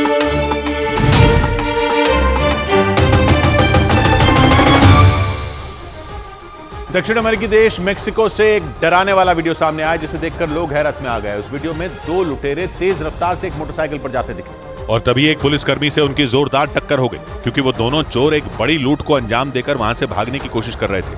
इसी दौरान वो दोनों अपनी मोटरसाइकिल लेकर एक भीड़ भाड़ वाले इलाके में घुस गए, जहां उनकी तेज रफ्तार उनके लिए मुसीबत बन गई क्योंकि जैसे ही उन्होंने तेज रफ्तार में भागने की कोशिश की, वो पुलिसकर्मी उनकी मोटरसाइकिल के सामने कूद गई और फिर दोनों के बीच जोरदार टक्कर हो गई, जिसके बाद वो पुलिसकर्मी दूर जाकर उछल गई जबकि दोनों चोर वहीं गिर गए, जिसे देखकर वहां खड़े लोग भागकर आ गए और उन्होंने उस पुलिसकर्मी और दोनों लुटेरों को उठाया। इस हादसे में उस पुलिसकर्मी को काफी चोटें आई। उधर खबर है कि ईरान में एक ऐसा मामला सामने आया जिससे एक बार फिर पूरा ईरान सुलग सकता है। आरोप लगे कि हिजाब नहीं पहनने पर वहां पुलिस की पिटाई से एक 16 साल की लड़की कोमा में चली गई और इसीलिए ईरान के एक बार फिर सुलगने की आशंका जताई गई। ईरान के मीडिया के मुताबिक इस घटना के बाद वहां लोगों का गुस्सा 7वें आसमान पर पहुंच गया क्योंकि आरोप लगे कि पुलिस ने हिजाब नहीं पहनने पर उस 16 साल की लड़की को मेट्रो में सरेआम पीटा और पुलिस की पिटाई की वजह से ही वो कोमा में चली गई और अब जिंदगी और मौत के बीच झूल रही है। पिछले साल सितंबर में 22 साल की महजा अमीनी को सही तरीके से हिजाब नहीं पहनने के आरोप में गिरफ्तार किया गया था और पुलिस हिरासत में ही उनकी मौत हो गई थी, जिसके बाद ईरान सुलग उठा था। लेकिन अब एक बार फिर इस घटना के बाद हिंसक प्रदर्शन शुरू होने की आशंका जताई गई। हालांकि मेट्रो में लड़की की पिटाई के आरोप को वहां की पुलिस ने गलत बता दिया।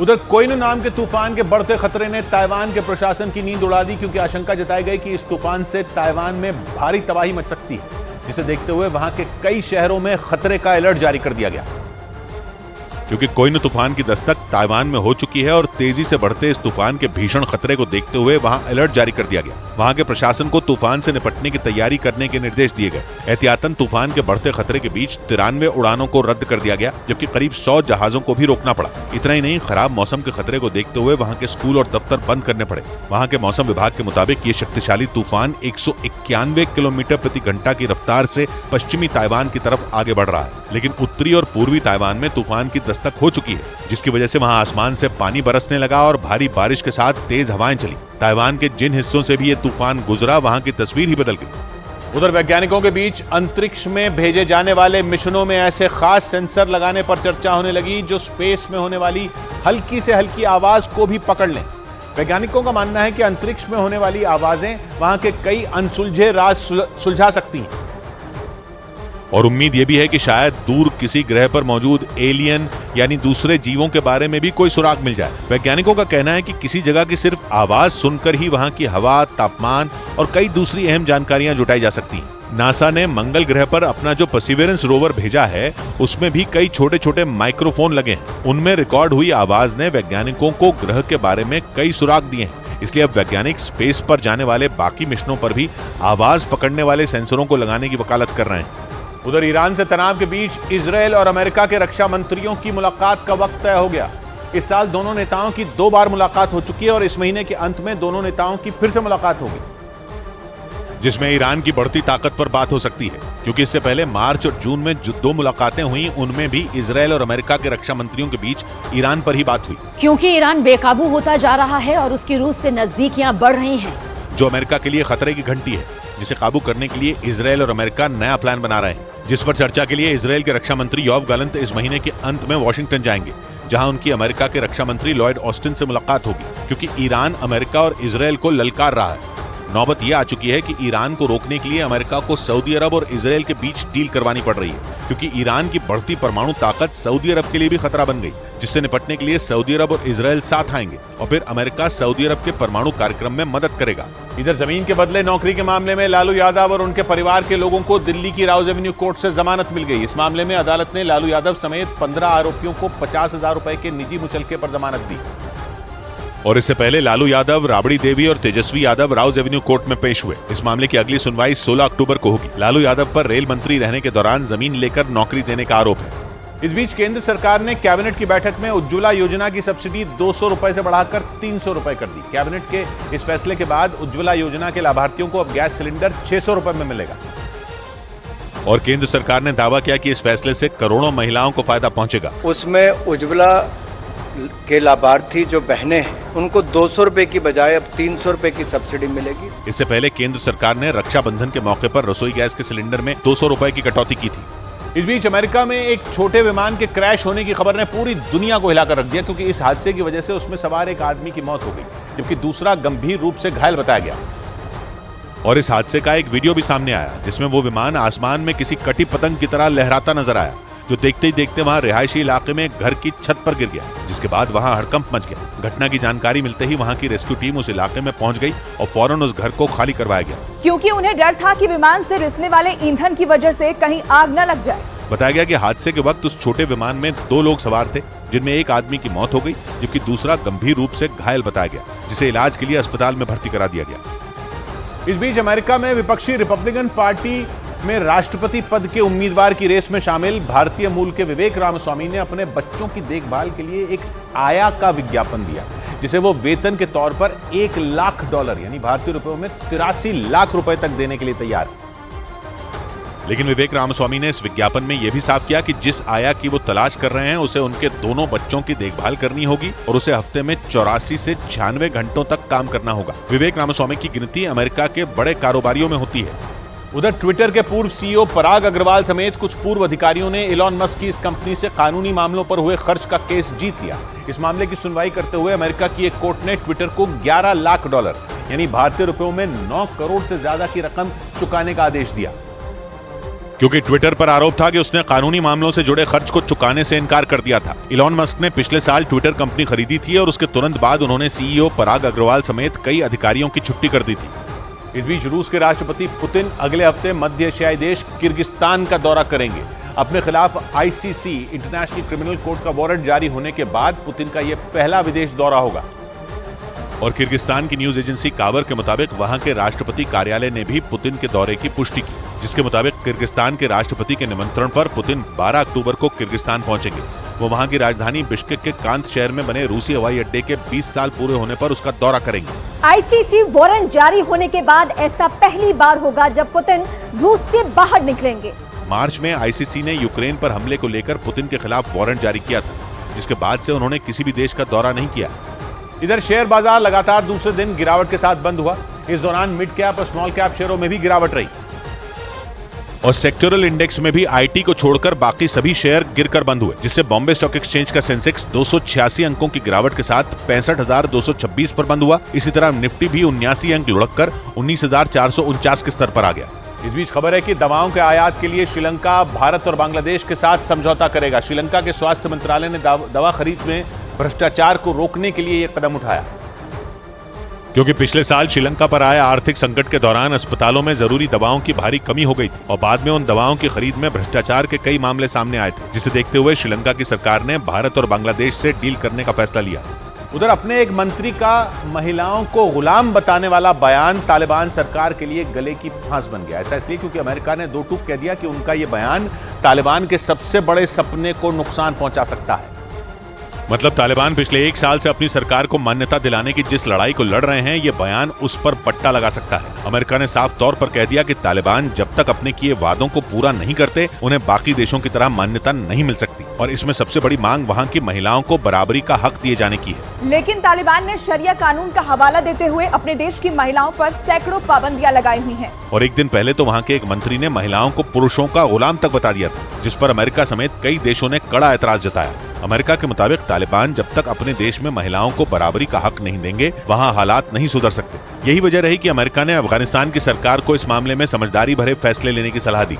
इधर हरियाणा के पानीपत में बीजेपी के एक युवा नेता ने ऐसा प्रदर्शन किया जिसकी चर्चा पूरे राज्य में होने लगी। वहां विरोध जताने के लिए खस्ताहाल सड़क की आरती उतारी गई और हनुमान चालीसा का पाठ किया गया। और इस दौरान बड़ी संख्या में लोगों ने उस प्रदर्शन में हिस्सा लिया। वहां से जो तस्वीरें सामने आई, उनमें सड़क पर खड़े होकर प्रदर्शनकारी हनुमान चालीसा का पाठ करते दिखे और हाथ में पूजा की थाली लेकर टूटी सड़क की आरती उतारते नजर आए। इस दौरान उन्होंने सड़क पर बने गड्ढों पर चूने से नगर निगम भी लिखा और उसकी पूजा की। बताया गया कि पानीपत शहर में कई सालों से सनौली रोड और गंगापुरी रोड की हालत बहुत खराब है। सुनवाई नहीं है, नगर निगम सुनता ही नहीं है। इसी वजह से बीजेपी युवा नेता ने लोगों के साथ मिलकर अनोखा प्रदर्शन किया ताकि नगर निगम उनकी समस्या का समाधान करे। इधर हिमाचल प्रदेश के धर्मशाला में क्रिकेट वर्ल्ड कप के मैच से पहले खालिस्तान के समर्थन में स्लोगन लिखे जाने का मामला सामने आया, जिसके बाद खालिस्तान समर्थकों की तलाश तेज कर दी गई, जिसके तहत वहां लगे सीसीटीवी वीडियो की जांच शुरू कर दी गई। धर्मशाला में जल शक्ति विभाग के दफ्तर की दीवारों पर खालिस्तान के समर्थन में नारे लिखे गए थे, जिन्हें प्रशासन ने मिटा दिया। वहां शनिवार को बांग्लादेश और अफगानिस्तान के बीच वर्ल्ड कप का मैच होना है। इस बीच जयपुर में एक चुनावी सभा में बीजेपी अध्यक्ष जेपी नड्डा ने राजस्थान के मुख्यमंत्री अशोक गहलोत पर हमला बोला। राजस्थान में बीजेपी अध्यक्ष ने सुझाव आपका संकल्प हमारा अभियान की शुरुआत करने के दौरान गहलोत सरकार पर निशाना साधा और अपने संबोधन में जेपी नड्डा ने अशोक गहलोत सरकार पर भ्रष्टाचार के आरोप लगाए कि भ्रष्टाचार से समझौता और तुष्टीकरण से नाता, यह है गहलोत साहब। इसके साथ ही जेपी नड्डा ने आरोप लगाया कि राजस्थान सरकार महिलाओं पर अत्याचार रोकने में पूरी तरह नाकाम रही। उधर टीएमसी नेताओं ने आरोप लगाया कि ग्रामीण विकास मंत्रालय में प्रदर्शन के दौरान दिल्ली पुलिस ने उसके नेताओं के साथ खींचतान और धक्का मुक्की की। मनरेगा योजना के तहत केंद्र से पूरा फंड न मिलने की शिकायत लेकर टीएमसी के नेता और कार्यकर्ता दिल्ली में प्रदर्शन कर रहे हैं। इसी दौरान एक रोज पहले ग्रामीण विकास मंत्रालय में देर रात तक हंगामा चलता रहा और इस बीच टीएमसी के वो नेता ग्रामीण विकास मंत्रालय में प्रदर्शन करने पहुंच गए। वो वहां फर्श पर बैठ गए और मनरेगा के लिए फंड की मांग करने लगे। भारी हंगामे के बीच मंत्रालय के सुरक्षा कर्मी उन्हें वहां प्रदर्शन करने से रोकने पहुंचे तो उनकी और सुरक्षा कर्मियों के बीच खींचतान होने लगी। वहां से सामने आई तस्वीरों में महिला पुलिसकर्मी वहां प्रदर्शन में बैठी महिला नेताओं को हटाने की कोशिश करती नजर आई, तो वहीं कुछ पुलिसकर्मी वहां बैठे दूसरे टीएमसी नेताओं को हटाने के लिए उन्हें उठाने की कोशिश करते दिखे। सुरक्षा कर्मियों की तमाम कोशिशों के बाद भी टीएमसी के नेता वहां से हटने को तैयार नहीं हुए, जिसकी वजह से वहां काफी देर तक हंगामा चलता रहा। और दिल्ली पुलिस के इसी एक्शन के खिलाफ कोलकाता में टीएमसी के छात्र संगठन के कार्यकर्ताओं ने प्रदर्शन किया। दिल्ली में टीएमसी के नेताओं के प्रदर्शन के दौरान दिल्ली पुलिस पर जोर जबरदस्ती करने के आरोप लगे और इसी मुद्दे के खिलाफ कोलकाता में टीएमसी के छात्र संगठन के कार्यकर्ताओं ने अपना विरोध जताया। इस दौरान प्रदर्शनकारियों ने सड़क पर आग जलाकर नारेबाजी भी की। इसी तरह पश्चिम बंगाल के उत्तर 24 परगना में भी जोरदार प्रदर्शन हुआ। वहां तो प्रदर्शन के दौरान पुतला जलाते हुए टीएमसी के कई कार्यकर्ता झुलस गए। यह हादसा उस वक्त हुआ जब टीएमसी के कार्यकर्ता ममता बनर्जी के भतीजे अभिषेक बनर्जी की गिरफ्तारी के खिलाफ सड़क पर विरोध प्रदर्शन कर रहे थे और इसी दौरान पुतला जलाते वक्त यह हादसा हो गया।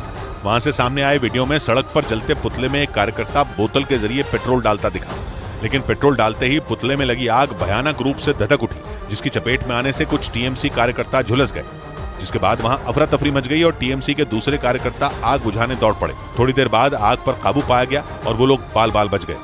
इधर संगीतकार एआर रहमान ने सर्जरी करने वाले डॉक्टरों के संगठन एएसआई यानी association of surgeons of India पर 10 करोड़ का मानहानि का केस कर दिया। मामला 2018 में संगठन के कार्यक्रम से जुड़ा बताया गया, जिसमें एआर रहमान को बुलाया गया था, लेकिन बाद में यह आरोप लगाया गया था कि उस कार्यक्रम के लिए 29 लाख रुपए लेने के बावजूद एआर रहमान नहीं पहुंचे और उन्होंने बाद में वो पैसे भी नहीं लौटाए, जिस पर संगीतकार की लीगल टीम ने association of surgeons of India को 10 करोड़ के मानहानि का नोटिस भेज दिया।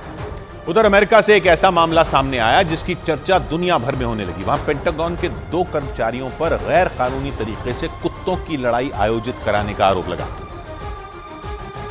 जिसके बाद उनमें एक कर्मचारी के घर की तलाशी ली गई, जहां कई ऐसे सबूत मिले जिन्हें देखकर पुलिसकर्मी दंग रह गए।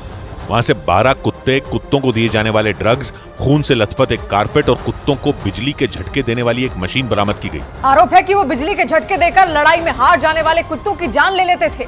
इसके अलावा उन पर यह भी आरोप लगाए गए कि वो साल 2002 से गैर कानूनी तरीके से कुत्तों की लड़ाई आयोजित करवा रहे थे, जिसके लिए उन्होंने मैसेजिंग ऐप टेलीग्राम का इस्तेमाल किया और इसी के जरिए वो पूरे अमेरिका में लोगों से बात करते थे। उस अधिकारी के घर से मिले सबूतों के आधार पर पुलिस जांच में जुट गई, जिसके बाद अगर उन पर लगे सभी आरोप साबित हुए तो उन्हें 5 साल तक की सजा हो सकती है। इस बीच टीवी और कंप्यूटर स्क्रीन को एलईडी तकनीक देने वाले 3 वैज्ञानिकों को केमिस्ट्री का नोबेल पुरस्कार देने का ऐलान किया गया। इस पुरस्कार के लिए चुने गए तीनों वैज्ञानिक अमेरिकी मूल के हैं, जिनमें मोंगो बवेंडी, लुई ब्रूस और एलेक्सी एकिमोव शामिल हैं। इन्हें क्वांटम डॉट्स की खोज और इसके विकास के लिए सम्मान मिला। क्वांटम डॉट्स का इस्तेमाल कंप्यूटर मॉनिटर, मोबाइल फोन और टेलीविजन स्क्रीन को रोशन करने के लिए किया जाता है। उधर आर्मेनिया के इंटरनेशनल क्रिमिनल कोर्ट का सदस्य बनने की तैयारी से रूस आग बबूला हो गया। रूस ने बयान जारी कर आर्मेनिया के इस कदम को दोनों देशों के बीच तनाव बढ़ाने वाला बता दिया। एक रोज पहले आर्मेनिया की संसद में इस बात के लिए वोटिंग कराई गई कि Armenia international criminal court ICC का सदस्य बने या नहीं, जिसकी जानकारी मिलते ही रूस बुरी तरह भड़क गया, क्योंकि जिस इंटरनेशनल क्रिमिनल कोर्ट का सदस्य बनने की कोशिश में आर्मेनिया है, उसी ने 17 मार्च को रूस के राष्ट्रपति पुतिन के खिलाफ गिरफ्तारी वारंट जारी किया था, क्योंकि पुतिन पर यूक्रेन युद्ध के दौरान 16,000 से ज्यादा बच्चों के अपहरण और महिलाओं की हत्या का आरोप लगा था। ब्रिटेन के अखबार द गार्डियन के मुताबिक आईसीसी ने पुतिन को जिम्मेदार मानते हुए वॉर क्रिमिनल घोषित कर दिया था। हालांकि रूस ने युद्ध अपराध के इन आरोपों को खारिज कर दिया था और आईसीसी के फैसले को मानने से इनकार कर दिया था। दुनिया भर के 123 देश इंटरनेशनल क्रिमिनल कोर्ट के सदस्य हैं और अगर आर्मेनिया भी इसमें शामिल हो जाता है तो ये संख्या 124 हो जाएगी, जिसका मतलब ये होगा कि इन देशों में कदम रखते ही पुतिन को गिरफ्तार कर लिया जाएगा। और पश्चिमी मीडिया के मुताबिक पुतिन को इसी बात का डर सता रहा है कि अगर उन्होंने इंटरनेशनल क्रिमिनल कोर्ट के सदस्य देशों की यात्रा की तो उन्हें गिरफ्तार कर जेल में डाल दिया जा सकता है। इसी वजह से रूस ने आर्मेनिया के इंटरनेशनल क्रिमिनल कोर्ट में शामिल होने की कोशिशों पर नाराजगी जाहिर की। और ब्रिटेन के अखबार द गार्डियन के मुताबिक आर्मेनिया की संसद में हुए मतदान से तो पुतिन बुरी तरह तमतमाए हुए हैं। हालांकि आर्मेनिया के अधिकारियों ने तर्क दिया कि उनके इस कदम का रूस से कोई लेना देना नहीं। ब्रिटेन की मीडिया के मुताबिक आर्मेनिया ने दावा किया कि पड़ोसी दुश्मन अजरबैजान के साथ बढ़ते तनाव को देखते हुए उसने आईसीसी का सदस्य बनने का फैसला किया। आर्मेनिया रूस का पुराना दोस्त है। 1991 तक वो सोवियत संघ का ही हिस्सा था, लेकिन अलग होने के बाद एक आजाद देश बन गया। उस वक्त दोनों देशों के बीच एक सैन्य समझौता हुआ था, जिसके तहत रूस ने आर्मेनिया की सुरक्षा की जिम्मेदारी ली थी। लेकिन अजरबैजान के साथ जारी खूनी लड़ाई के दौरान आर्मेनिया और रूस के रिश्तों में खटास पड़ गई। आर्मेनिया के प्रधानमंत्री ने पुतिन पर मुश्किल वक्त में मदद नहीं करने और धोखा देने के आरोप लगा दिए। इधर कांग्रेस ने बिहार की तरह उत्तर प्रदेश में भी जाति आधारित जनगणना कराने की मांग कर दी। इससे पहले बीएसपी अध्यक्ष मायावती ने जातीय जनगणना का समर्थन किया था। और अब उत्तर प्रदेश कांग्रेस के अध्यक्ष अजय राय ने जाति जनगणना कराने की जरूरत बताई। जातिगत जनगणना होनी चाहिए, बिहार में हुआ, इसका स्वागत करते हैं। इसके अलावा कांग्रेस नेता अजय लल्लू ने इस मुद्दे पर मुख्यमंत्री योगी आदित्यनाथ को एक चिट्ठी लिखी और बिहार की तरह उत्तर प्रदेश में भी जाति जनगणना कराने की मांग की। उधर दक्षिण अमेरिकी देश ब्राजील में एक दर्दनाक विमान हादसा हो गया, जिसके बाद वहां हड़कंप मच गया, क्योंकि विमान में सवार सभी 14 लोगों की हादसे में मौत हो गई, जिनमें विमान के 2 पायलट भी शामिल बताए गए। वहां के मीडिया के मुताबिक हादसे के वक्त विमान में जो यात्री सवार थे वो सभी ब्राजील और अमेरिका के थे, जो मछली पकड़ने जा रहे थे। बताया गया कि हादसे का शिकार हुई फ्लाइट 90 मिनट की थी, जो ब्राजील के अमाजोनस की राजधानी मानौस से बार्सिलोस की तरफ जा रही थी और हादसा मानौस से करीब 400 किलोमीटर दूर हुआ, जिसमें विमान में सवार सभी 14 लोगों की मौत हो गई। वहां के मीडिया के मुताबिक खराब मौसम की वजह से यह हादसा हुआ, क्योंकि उस वक्त वहां तेज बारिश हो रही थी, जिसकी वजह से पायलट विमान को सुरक्षित लैंड नहीं करा पाया। इस बीच खबर है कि रूस ने अपने ही एक सुखोई 35 लड़ाकू विमान को यूक्रेन के जापोरिजिया में गलती से मार गिराया। ब्रिटेन के रक्षा मंत्रालय की एक खुफिया रिपोर्ट में यह दावा किया गया, जिसके मुताबिक पुतिन की सेना ने अपने ही सुखोई Su-35 पर गलती से निशाना लगा दिया। ब्रिटेन के रक्षा मंत्रालय की उस खुफिया रिपोर्ट के मुताबिक जापोरिजिया के एक इलाके में रूस के कई लड़ाकू विमान उड़ रहे थे, लेकिन तभी रूस की वायुसेना ने उस सुखोई 35 को गलती से यूक्रेन का जेट समझकर उसे गिरा दिया। पिछले साल सितंबर में रूस ने जापोरिजिया में जनमत संग्रह करवाया था, इसलिए रूस की फौज जापोरिजिया में हथियार गोदाम बनाने से लेकर अपने ठिकाने तक बना रही है। बताया गया कि रूसी सेना का वो विमान जापोरिजिया से जेलेंस्की की सेना पर हमले के लिए जा रहा था, लेकिन गलती से रूस की फौज ने उसे ही ढेर कर दिया। उधर पश्चिमी मीडिया के मुताबिक यूक्रेन ने जंग के 19 महीने बाद रूस के कब्जे वाले क्राइमिया पर सबसे बड़ा हमला बोल दिया। दावा किया गया कि यूक्रेन की नेवी के जवान नावों पर सवार होकर रात में ही क्राइमिया में घुस गए और उन्होंने रूसी सेना पर 31 ड्रोन से हमला बोल दिया। ताकि पुतिन की फौज को तहस नहस किया जा सके। यूक्रेन की तरफ से क्राइमिया पर धावा बोलने का एक वीडियो भी जारी किया गया, जिसमें रात के अंधेरे में कई नाव तेजी से क्राइमिया की तरफ बढ़ती नजर आई। जैसे ही वो क्राइमिया के तट पर पहुंची, उनमें एक नाव से कुछ सैनिक उतरकर उसकी सीमा में घुसते दिखाई दिए। यूक्रेन ने दावा किया कि उसके सैनिकों ने क्राइमिया में घुसकर रूस की फौज को नुकसान पहुंचाया। इतना ही नहीं, पश्चिमी मीडिया के मुताबिक जेलेंस्की के सैनिकों ने क्राइमिया पर एक साथ 31 ड्रोन से हमले किए।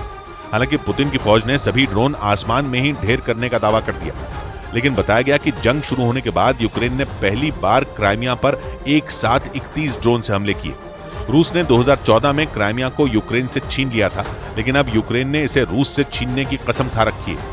इधर तेजस लड़ाकू विमान का पहला 2 सीटों वाला ट्रेनर वर्जन एयरक्राफ्ट भारतीय वायुसेना को सौंप दिया गया। तेजस के इस ट्रेनर वर्जन को HAL यानी हिंदुस्तान एरोनॉटिक्स लिमिटेड ने तैयार किया है। और ट्रेनिंग के लिए इस्तेमाल किया जाने वाला ये विमान जरूरत पड़ने पर मिसाइलों को भी ले जाने में सक्षम है। ये ऐतिहासिक दिन है, इसे भुलाया नहीं जा सकता। भारतीय वायुसेना ने HAL को तेजस के 18 ट्रेनर वर्जन को बनाने का ऑर्डर दिया है। इस बीच प्रधानमंत्री नरेंद्र मोदी सुबह राजस्थान और फिर मध्य प्रदेश का दौरा करेंगे। इस दौरान प्रधानमंत्री कई परियोजनाओं का शिलान्यास और लोकार्पण करेंगे, जिनमें राजस्थान में 5,000 करोड़ रुपए की परियोजनाएं शामिल हैं, जबकि मध्य प्रदेश में प्रधानमंत्री 12,000 करोड़ रुपए से ज्यादा के कई प्रोजेक्ट का उद्घाटन और शिलान्यास करेंगे।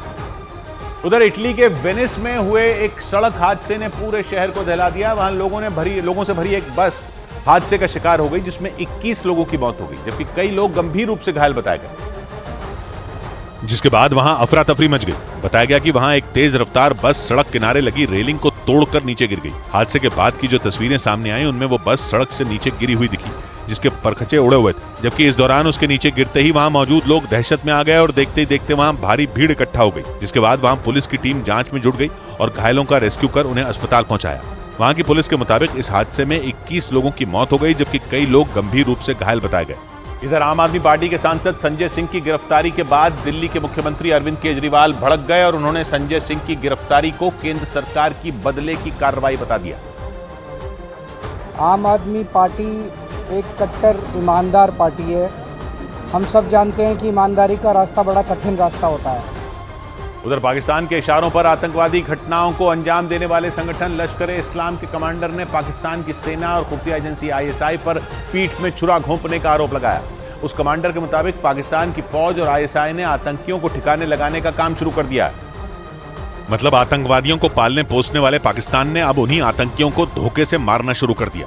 खुखार आतंकी संगठन लश्कर-ए-तैयबा से जुड़े संगठन लश्कर-ए-इस्लाम के उस कमांडर ने आरोप लगाया कि पाकिस्तान की सेना ने उसके कई लड़ाकों को फर्जी मुठभेड़ के दौरान गोलियों से छलनी कर दिया। सूत्रों के मुताबिक इसके लिए पाकिस्तानी सेना ने उन आतंकियों को जेल में बंद किया और जेल से बाहर निकालकर उनका एनकाउंटर कर दिया, जिससे पाकिस्तान के आतंकी संगठन बुरी तरह भड़क उठे।